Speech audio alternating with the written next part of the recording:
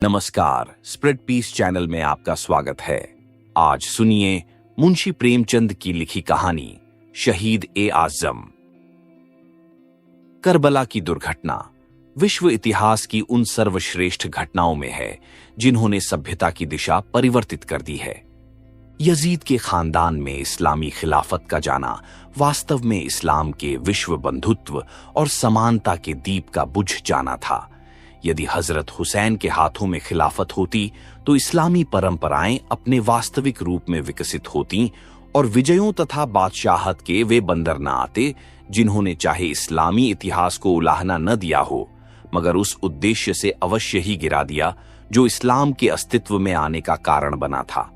इस्लाम का अवतरण दूसरे देशों को जीतने के लिए नहीं हुआ था, वह एक शुद्ध आध्यात्मिक आंदोलन था जिसका उद्देश्य दुनिया से जुल्म और बादशाहत को समाप्त करके विश्वव्यापी समानता का प्राकट्य था। हजरत अबू बकर, हजरत फारूक और हजरत उस्मान का युग इस आंदोलन का प्रारंभिक काल था जिसमें इस्लामी परंपराओं की नींव पड़ रही थी। हजरत अली के खिलाफत के अल्पकालिक युग में इस्लामी सभ्यता का विकास जिस नाम से हुआ वह यदि बना रहता तो आज इस्लाम अपनी शानो शौकत और विजयों के लिए नहीं वरन अपनी आध्यात्मिकता और सत्यनिष्ठा के लिए प्रतिष्ठित होता। देशों को जीतने की भूख हजरत माविया के साथ इस्लाम में प्रविष्ट हुई और यह तत्व निरंतर बढ़ता गया, यहां तक कि महमूद गजनवी के मूर्तिभंजक आक्रमणों और बर्बर विजयों के रूप में हम उसका निकृष्ट रूप देखते हैं। हजरत हुसैन अलैहिस्सलाम खिलाफत और बादशाहत के सैद्धांतिक मतभेदों और महत्व को भली प्रकार समझते थे और इसीलिए अपने पक्ष में वातावरण न होने पर भी उन्होंने अपना सब कुछ, यहां तक कि अपना और अपने आत्मीय जनों का प्रिय जीवन भी इस्लामी प्रतिष्ठा के समर्थन और सुरक्षा की भेंट कर दिया। यह स्वीकार करने के लिए बुद्धि सहमत नहीं होती कि ऐसा निःस्वार्थ, ऐसा कामना रहित, ऐसा सिद्धांत प्रिय पूर्वज मात्र निजी व्यक्तिगत अधिकार के लिए इतना भयावह युद्ध ठान बैठता। इस्लाम के अवतरण से पूर्व एकेश्वरवाद का स्वर गूंजने लगा था। इस विषय में हिंदुस्तान को अग्रगामी होने का गौरव प्राप्त है। ईश्वर के अस्तित्व के अतिरिक्त अन्य सभी वस्तुएं नष्ट होने वाली हैं। यह वास्तविकता पहली बार वेदों ने प्रकट की। इसके पश्चात बौद्ध धर्म का आविर्भाव हुआ। बौद्ध धर्म ने अहिंसा को श्रेष्ठ स्वीकार किया। बाद में हजरत ईसा अवतरित हुए और उन्होंने दया को सर्वश्रेष्ठ सच्चाई माना। इस्लाम ने विश्व बंधुत्व और समानता की पताका फहराई। उस समय भी संसार पारस्परिक खून खराबे से तंग आ चुका था। उस खून खराबे का कारण यही छोटे और बड़े, ऊंचे और नीचे का झगड़ा था। इस्लाम के प्रवर्तक ने संसार से खून खराबे और शत्रुता को जड़ से मिटा देने का संकल्प कर लिया था और इस संकल्प को पूर्ण करने के लिए समानता से उत्कृष्ट कोई उपाय नहीं था। आज भी संसार समानता की खोज में उलझा है।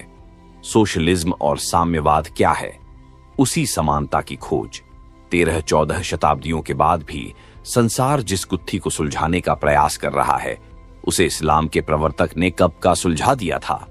खेद है कि जिस क्षेत्र में उसका बीजारोपण किया गया था वह उस समय इस खेती के योग्य न था।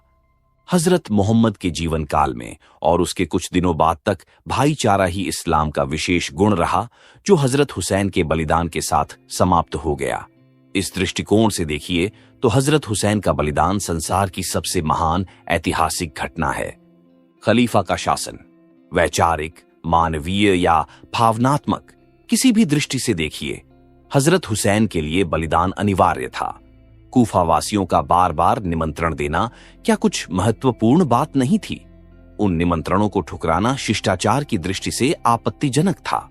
इसके अतिरिक्त जब इस्लाम की सबसे प्रिय वस्तु को अधिकार में लेने का प्रयास किया जाता हो तब इस्लामी प्रतिष्ठा के एकमात्र ध्वजवाहक व्यक्ति का इसके अतिरिक्त और क्या कर्तव्य हो सकता था कि वह व्यक्तिगत आशंकाओं को हेय समझे और यथासंभव उसकी सुरक्षा करे। कूफियों के छल का भेद खुल जाने पर संभव था कि वे अधीनता स्वीकार करके जान बचा लेते, मगर मानवीय दृष्टि से यह दूषित कर्म होता। एक बार दृढ़ संकल्प कर लेने के बाद फिर बलिदान के अतिरिक्त और कोई मार्ग नहीं था। संभवतः हजरत हुसैन बलिदान होकर ही इस्लाम की उत्कृष्ट सेवा कर सकते थे, यहाँ मुहर्रम और अज़ादारी एक के संबंध में अपनी राय प्रकट करना संभवतः कुछ मित्रों को अरुचिकर प्रतीत हो, लेकिन मैं इसे स्पष्ट करना अपना दायित्व समझता हूं। राम, कृष्ण और बुद्ध इतिहास से होते हुए कहानियों की परिधि में आ गए हैं। यहां तक कि प्रायः शोधकर्ताओं के विचार में महाभारत और रामायण ऐतिहासिक घटनाएं नहीं हैं, बल्कि आध्यात्मिक अनुभव हैं। महात्मा गांधी इन्हीं लोगों में हैं।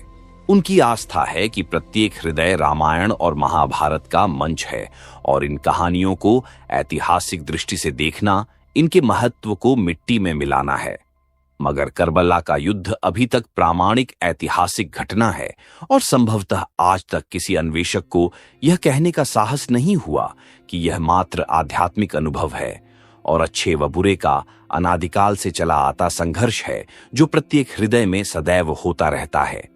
लेकिन इस पर भी हमारे कवियों और साहित्यकारों ने इस दुर्घटना को अपने नवचिंतन का कार्यक्षेत्र बनाकर इसे कहानी का रूप दे दिया। इतिहास में काव्यात्मक अतिशयोक्ति को कोई स्थान नहीं होता।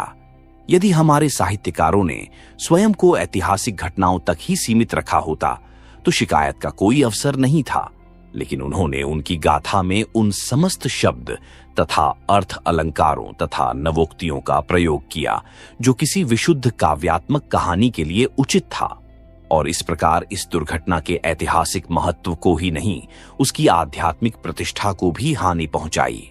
धार्मिक सम्मान की यह अपेक्षा थी कि करबला के युद्ध को काव्यात्मक उड़ानों से कहीं ऊंचा रखा जाता, लेकिन प्रकृति समूचे संसार में एक समान है और हर एक धर्म में ऐसे लोगों की बड़ी संख्या होती है जिन्हें उस समय तक तसल्ली नहीं होती जब तक कि धार्मिक महापुरुषों को महामानव न बना दिया जाए। मुहर्रम के महीने में हजरत इमाम हुसैन के बलिदान का शोक मनाना, मातम करना, ताजिया बनाना, उठाना और रोशनी आदि करना। आप सुन रहे थे मुंशी प्रेमचंद की लिखी कहानी शहीद ए आजम।